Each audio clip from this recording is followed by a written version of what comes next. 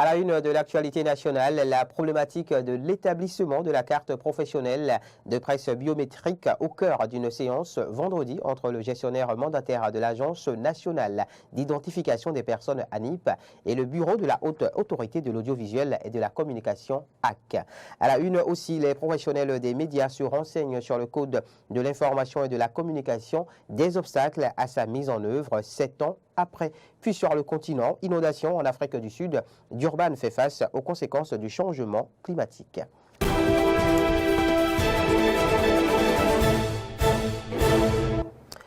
Voilà pour le sommaire. Bonsoir à toutes et à tous. Merci de nous préférer pour vous informer. Bienvenue. Le gestionnaire mandataire de l'Agence nationale d'identification des personnes ANIP a échangé hier vendredi avec le bureau de la Haute Autorité de l'audiovisuel et de la communication AC sur la problématique de l'établissement de la carte professionnelle de presse biométrique.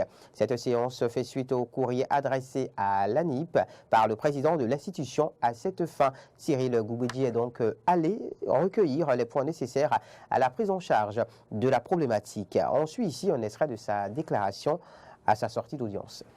La problématique tourne autour de comment faire pour qu'avant les prochaines échéances électorales, les professionnels des médias dont les cartes sont venus à expiration depuis quelque temps et qui sont dans l'attente puissent être satisfaits.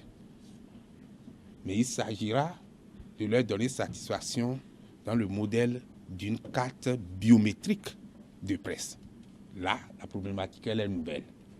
Elle requiert la prise en charge de certains paramètres qui ont trait au registre national des personnes physiques, c'est-à-dire la base de données nationale et de ceux qui ont pu se faire enrôler au RAVIP. Il s'agit donc à la base de cette problématique du souci d'une identification sûre et sécurisée du professionnel des médias, mais également de la possibilité de leur authentification. En lien avec cette problématique se trouve également la question des dispositions à prendre pour donner satisfaction aux jeunes issus des écoles de formation dans divers domaines de la communication et qui, aujourd'hui, ne sont pas encore rentrés dans le système parce que refoulés ou éjectés. Vous savez que la carte de presse offre certains privilèges aux professionnels. Et lorsque vous n'êtes pas détenteur de cette carte, on peut parfois vous traiter comme un badaud. Si vous êtes détenteur de la carte, ça vous permet d'avoir accès à certains espaces.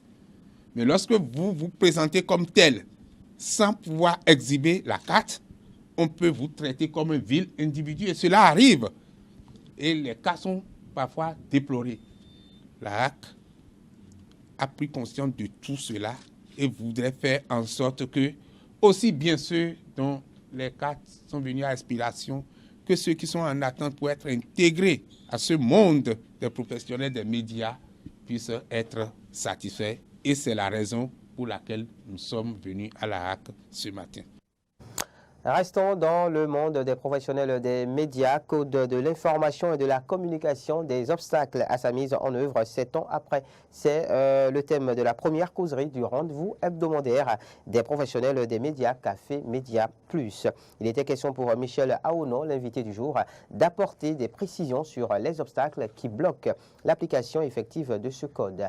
Voici un extrait de ses arguments au micro de Carnot François Rongue-Dérinton.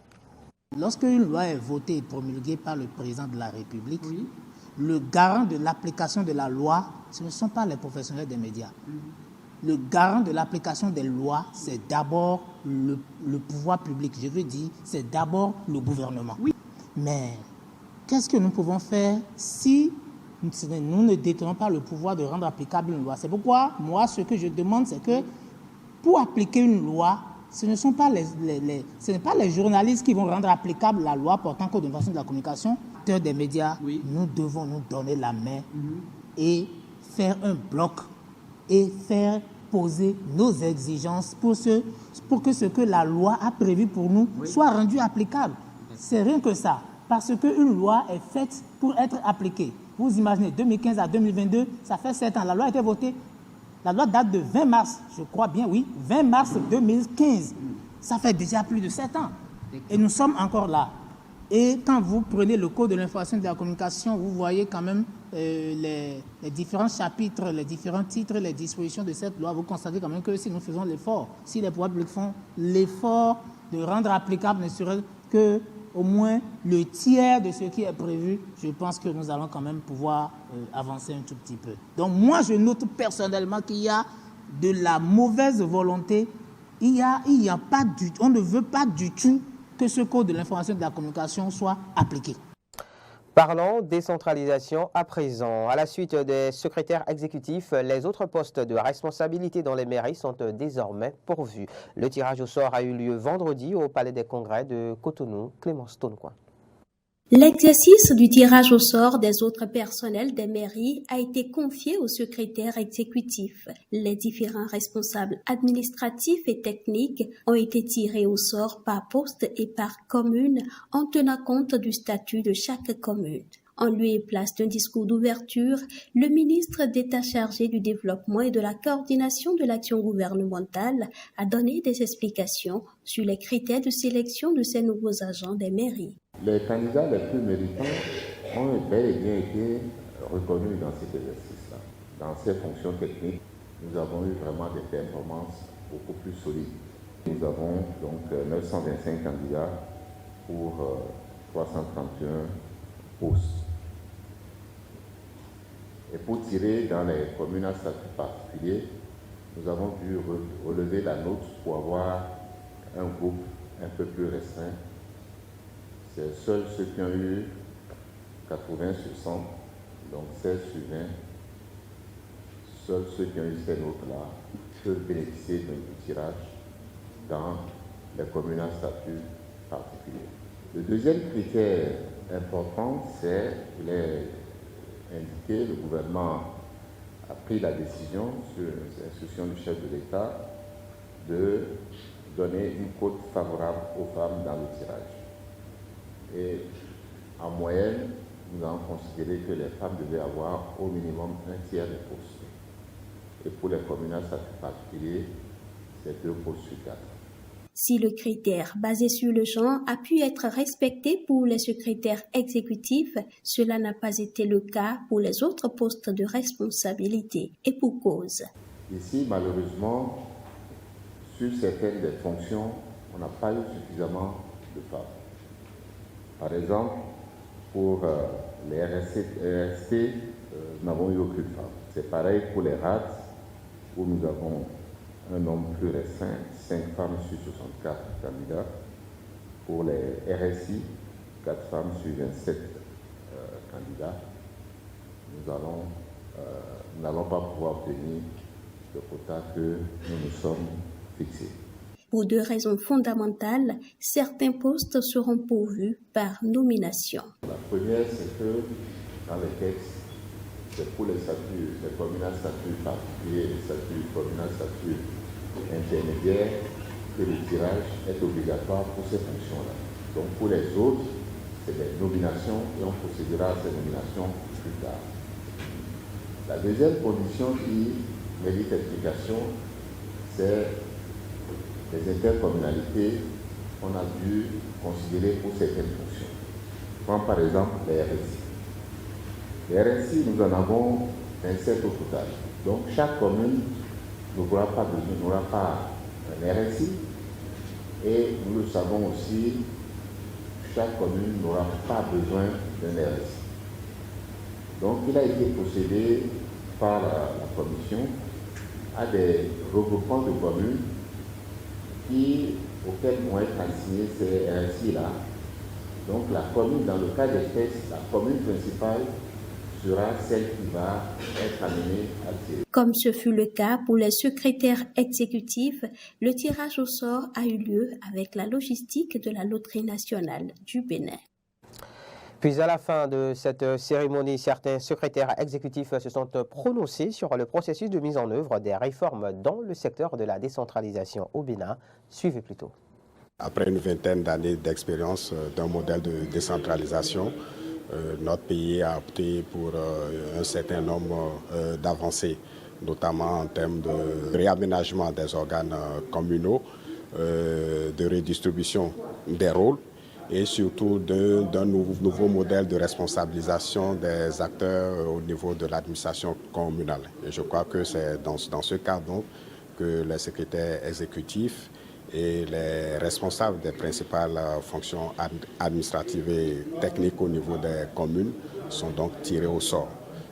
Hier, nous avons eu la chance d'être invités à un séminaire d'immersion qui nous a quand même permis de nous rappeler un tant soit peu quelles sont nos responsabilités et surtout les attentes du gouvernement quant à la mise en œuvre donc, de cette réforme structurelle au niveau de la décentralisation.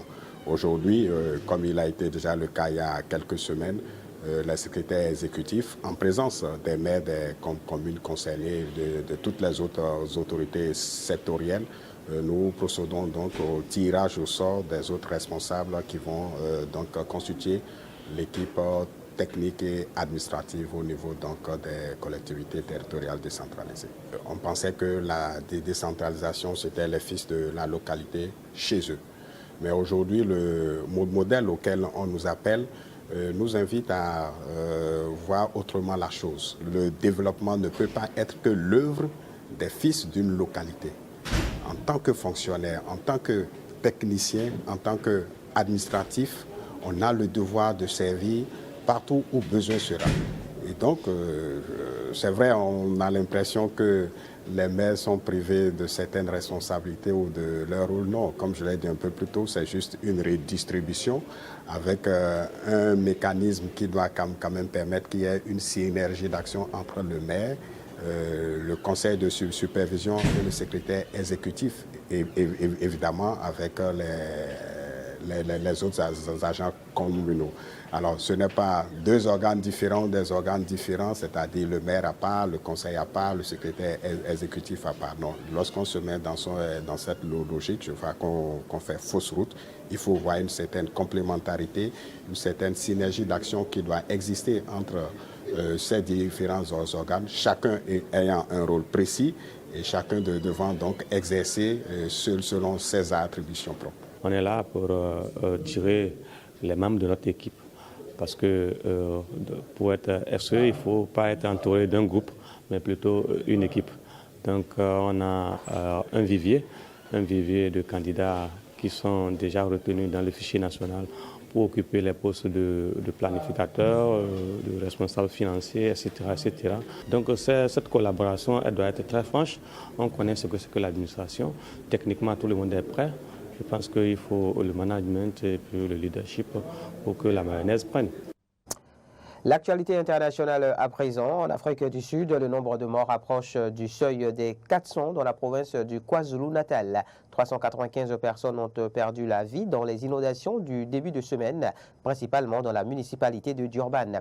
Des records de précipitations ont été enregistrés et le président Cyril Ramaphosa a comparé ces événements au cyclone qui frappe d'habitude le Mozambique voisin.